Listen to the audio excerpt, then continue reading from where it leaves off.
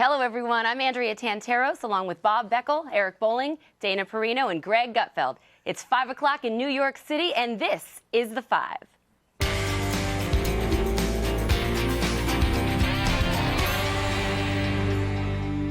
Caution. Somebody let Bill O'Reilly out of the no-spin zone, and we got him right here on set with us today. Bill, we've got you for the next 20 minutes. Oh, my God. We got a lot to cover. Thank you for being here. Let's start with Benghazi. I want to ask you, are you buying this whole concussion that Hillary Clinton is saying that she has? Well, Laura Ingraham named it the Immaculate Concussion. Okay? Am I buying it? I think that she could have taped and gone. You know, when you're a football player, you can tape and play. Yeah. I think she could have. I think that she's trying to delay it. Nobody knows where she is. I'm worried about. Well, she's actually at my apartment. Is she? Yeah, we're just hanging out, watching some old videos. Is that the whole point of delaying it, though? Right? No, so she can say when she finally does testify, if they ask her a question, you know, I can't remember. I don't know the concussion. You got to understand. That's because she might have amnesia. No, right? you got to understand this. What if this concussion is real? For the first time in history, you got what you wished for. Everybody had a final, and when you were walking to your final, you hoped that a car ran over your foot, or something like this would happen, and it actually happened, and we were just jealous. You guys are so cynical. First of all, this is one of the best secretaries of state in history, number one. Number two, why would she fake a concussion? She said she'd testify in January. I mean, the fact of the matter is there's a lot of witch-hunting people on the Republican side up there. Are you calling her a witch? So no one is questioning her abilities as Secretary of State. I think on this show we've said she's been a fantastic Secretary of State. But who did? Well, I did. I think you disagreed with me, but nonetheless, 4 people are dead. She's at the head. She said it. Her words. I'll take full responsibility. It's time for her to. But here's where I man up and do it. Here's what I resent. They fire the valet parker at the State Department. Right. The janitor got fired. The guy who delivers the mail in the mailroom, they let him go just before Christmas. Yeah. You know, they're firing people all over the place. Right. And I think one of the guys today goes, you know, I'm in charge of Romania. What am I doing here? I don't know what happened. And those people are career State Department officials that have X amount of time Here's how spent bad in it the government. is. I couldn't use a soundbite from either the Senate or the House hearings today on a Factor Tonight. There wasn't one interesting soundbite that I could use out of all of those hearings because everybody go and go, I don't know anything about it. I wasn't there. I don't know. You know who the real winners are, though? The media. They no longer have to report because they get a report. It's like they got the Cliff's Notes version of Benghazi. They got the 29 points. They missed everything. Yeah, but you it's can okay. just sit back and you don't actually have to go out and leave your desk. You just wait for the government to provide you. The report was like previously on Dallas. If you watch Dallas, you already knew what was happening. That's what, if you watch Fox News, you didn't need the report. But here's what doesn't make a lot of sense. A State Department spokeswoman said the doctors ordered her to work from home. When you have a concussion, that's the last thing you should be doing is working. It would make sense if they said do nothing or just maybe sit around and talk to others. That's the only thing you can do, like at a hearing. I had 5 that actually would be concussions playing perfect. football, and look, I still have it, obviously. But you know worked something? Yeah, I'm still here.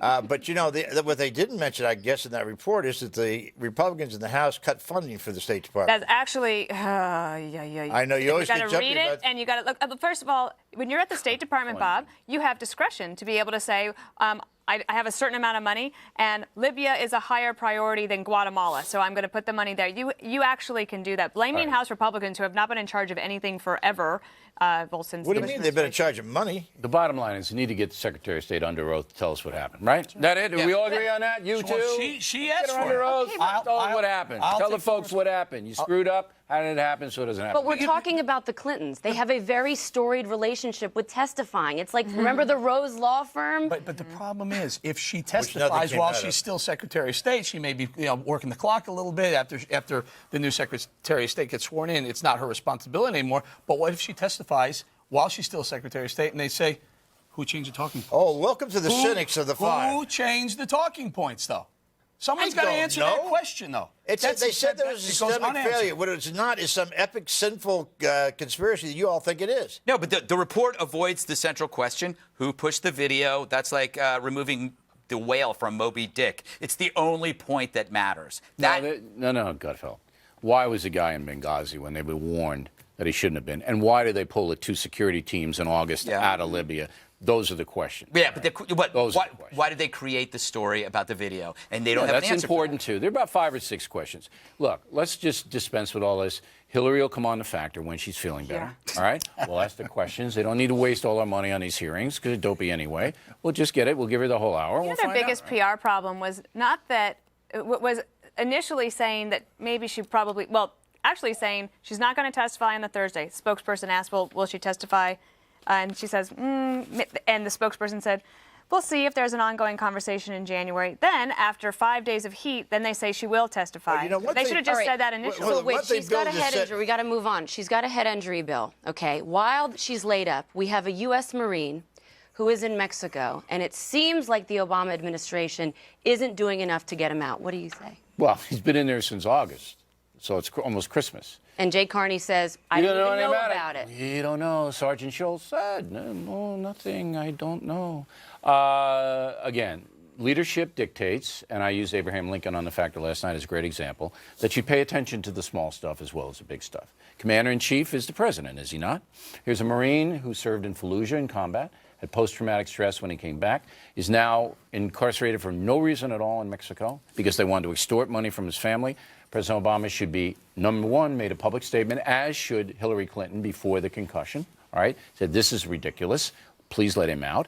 And we're assuming that the president is now involved behind the scenes, but if Mexico doesn't release the corporal by Christmas, I'm going to call for a boycott of Mexico. Nobody goes. You think the United States government is not trying their damnedest to get this guy out of there? I don't And by the way, there are Do thousands I of think? American prisoners in Mexico. It does not like this. This is really egregious. He had the paperwork. He brought the paperwork over to the Mexicans. They grabbed him for extortion purposes. Now, whether what they're doing behind the scenes, I'm assuming they're doing what they should do. Should they have made a public statement before this time? Yes, they should. That's what leadership is, especially a commander-in-chief. You don't let one of your guys get chained to a bed in Matamoros. That's not what a commander-in-chief does. Don't knock being chained to a bed. Look, Mexico sends half their country here. We send one guy, and he's in jail. Is there any way as somebody pointed out, there are a lot of Americans in jail in Mexico. Anybody who goes to Mexico ought to know that you're going to a corrupt country. Right. All right? A country that doesn't have any value. They're going to want money. If you drive an American vehicle down there, you're going to be pulled over. Can I add to your boycott, Bill? Why don't we not buy oil from Mexico? Well, cut off our oil. And it gets to be complicated at that level. But individual tourism and airlines flying there, we can do that very quickly, and we will. But go ahead. I was just going to say that I actually am going to disagree. I don't think that all of Mexico is corrupt or that they all would do that. I think there's a small part and they're powerful. Oh, come on. The ATO could have him released tomorrow. He's a new president. Tomorrow he signs a paper. But to say that anyone who goes to Mexico should expect to be treated badly, I don't think that's true. I didn't say that. They should be cautious. Okay. Well, But I think cautious. anyone who goes abroad should be cautious. I think you can go to Ireland without being worried about putting in jail. But look at this. This administration fights tooth and nail for birth control. They do not. Whenever American lives are in danger, whether it's Benghazi, whether it's Mexico, they seem out to lunch. If he was they're just deliberately not doing anything. If he was a grad student trying to get free birth control at a Tijuana pharmacy, there would be hell to pay. But here's the scary thing. The White House is affected not by incidents, but by who covers these incidents. So when FNC covers anything from Benghazi to this poor guy in a prison, that they take their ball and they go home because they don't like following FNC. Solyndra. You say that they don't care about people who... I didn't say they What didn't did you care. say? I said every time it seems that there's American lives in danger, they seem totally checked out. Here, Bob, here's a good example. Word you use. Well, wait, allow me. I'm sorry, Bill.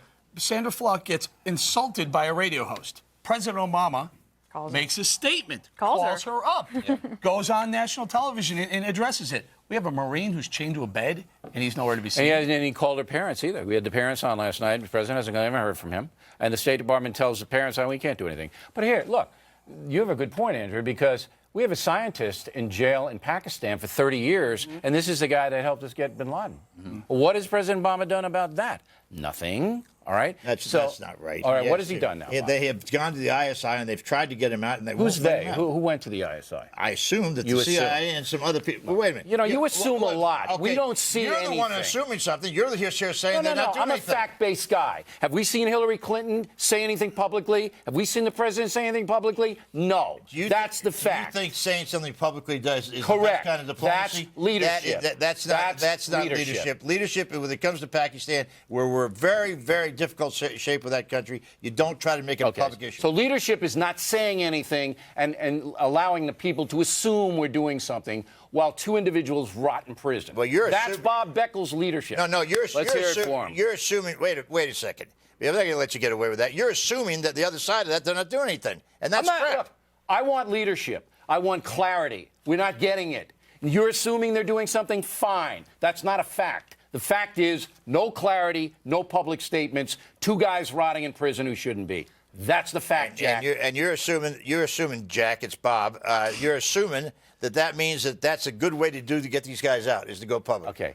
One guy's been in there for no reason since August. The other guy's been in there for almost a year. Neither of them should be in prison, and you're assuming they're doing the right thing. There are thousands of people in prison. I know people believe in Santa Claus, but here he is. Yeah, okay, fine. Then why don't you show them the fact there's much concern about the thousands of other people who are in prison down there? Okay, right. We'll knock them down one by one. I just gave you two very egregious examples at the highest level of the president should be lobbying for these people publicly, and he isn't. Okay, Santa Claus and Bill. We've got to go. But coming up, we're going to turn the tables on Bill, and he's going to answer each of our questions. And nothing is out of bounds, so watch out. It could be a once-in-a-lifetime event.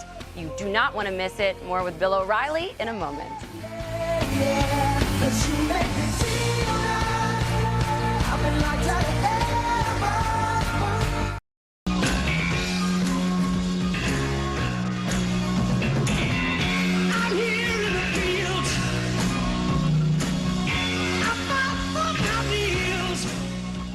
Welcome back, everybody. Bill O'Reilly, author of the bestsellers Killing Kennedy and Killing Lincoln, is back with us. As you know, I'm a big fan of enhanced interrogation techniques, loud music, sleep deprivation, hypothermia. Well, the five got clearance to ask Mr. O'Reilly some tough questions, waterboard him, so to speak. So here goes, one question from each, quickly around the table. Ange, we'll start with you. Okay, so you have all these #1 books. You have the #1 rated show on all of cable. What's next? What haven't you done that you're going to do or wish you could do? Or Well, we have the next book coming out in late September, which I think is going to be the biggest, the most successful hardcover nonfiction book in history. Can you tell us a little about it? Can't. Killing Gutfeld. I was going to say Killing Beckel after the last segment. The book is just, we're researching now. I'm going to start to write actually very shortly. And I can't tell you because if I do, then it'll be undercut competitive. Does it follow a theme? Follows the killing theme. Okay. Ooh, we could guess who it's going to be.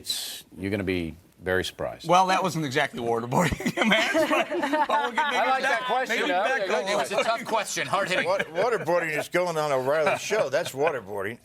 Now, Bill, listen, I got news reports, and I know it's some of this we need to get confirmed, but how stingy Fox was on your last contract.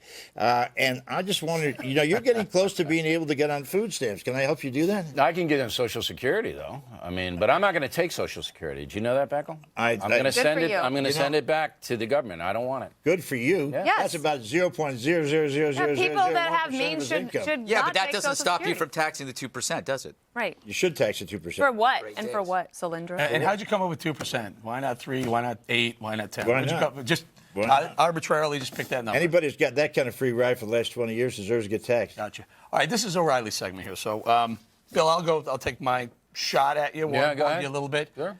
Do you own a gun, and are you in favor of addressing the Second Amendment? I think we can tighten the Second Amendment up. I'm not going to talk about what I own and don't own because of security reasons. You got to turn up the water now. You what? Turn it up. The thing, like when he doesn't answer, then you have to ask a harder It's question. a serious subject among those of us who are high visible on television, and we got to take it seriously. Now the Second Amendment part of that. I think we tighten things up. I'd like to see some common sense stuff put into play, but I do believe that people have a right to defend themselves. And I think that the government overreaches in this regard because they can't protect us. So we have to protect ourselves. Can I ask you a fast follow? Are you for concealed weapon laws? I don't mind the concealed weapons as long as you have a license and you train properly, and the state knows who you are and why you have it. But I think people don't underestimate we live in a dangerous world here. And I don't want to be depending on the police to protect my family. I'm going to protect my family myself. We got to move it along. Dana, That your means question? he has a Okay, gun. so my question is about a year ago, a little more than a year ago, after the 5 started, I came on your show, and you were very skeptical about the 5 and whether or not the 5 would work. That's because Gutfeld was on it. Is that? I wanted to It was ask you. just all why about do you? Gutfeld. I think you why do referred to the why do you show as think- crappy. I remember you calling it. I did not. That's a Yeah, no, total you lie. told me I That's what I'm shouldn't. talking about. You told me I shouldn't have moved to New York and that I shouldn't be that confident in the show. But the show has worked. But I don't and why do remember you think any that of is? these things. Oh, I don't remember remember it. saying Oh, any yeah, of we these remember. He said And every He's wrong. He single forgets. Do you have a day. concussion, O'Reilly? I'm going to have one soon. You got a Clintonian But the 5 has worked. Why do you think so? I think that people like robust debate, and I think that you keep it moving fast. But the primary reason it's worked is because I trained your producer, Porter Berry, for me. And Barry worked on the factor, and he We brought owe it the all to technique. you. Has anything ever why I worked in work. America that Bill O'Reilly was not associated with? Well, certainly not you. That's very funny. There you go. All right, Greg, you're up. Bill, we lived together in the 1990s. You see, this is what I mean with Gutfeld. I left 2 book proposals on the kitchen table regarding presidential assassinations. I'm curious if you accidentally might have taken them.